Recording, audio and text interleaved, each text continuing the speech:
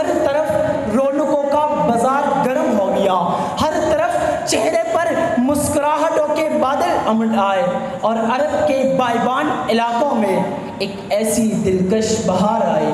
کہ جس کی تر و تازگی قیامت تک من نہیں پڑ سکتی۔ یہ آخر میں جو 2-3 سپیچز میں نے سنے، اس سے اندازہ ہوا کہ یہاں پر جو طلباء و طالبات کے مختلف موضوعات پہ، مختلف سبجیکٹس پر جو امور اور جو پوٹینشل ہیں، بنو ضلع یہاں سے اس پوٹینشل سے بھرا پڑا ہے۔ اللہ تعالیٰ ان بچوں کو، ان بچیوں کو، سب کو اللہ تعالیٰ ان کو کامیاب کرے، ان کی علم میں اضافہ کرے۔ ختم نبوت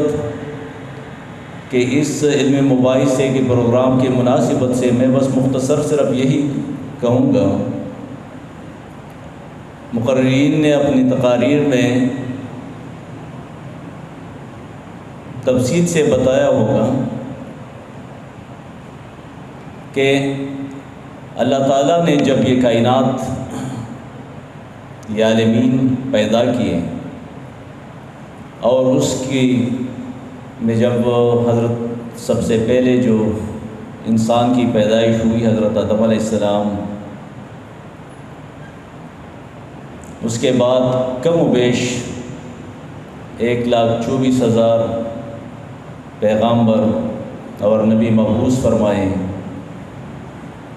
اور آخر میں اسی کی انتہا، اسی کا اختتام ہمارے آخری نبی حضرت محمد صلی اللہ علیہ وآلہ وسلم پر کی گئی۔ وقال البيضاوي في تفسيره محمد صلى الله عليه وسلم آخر أنبياء الذي ختمهم أو ختموا به،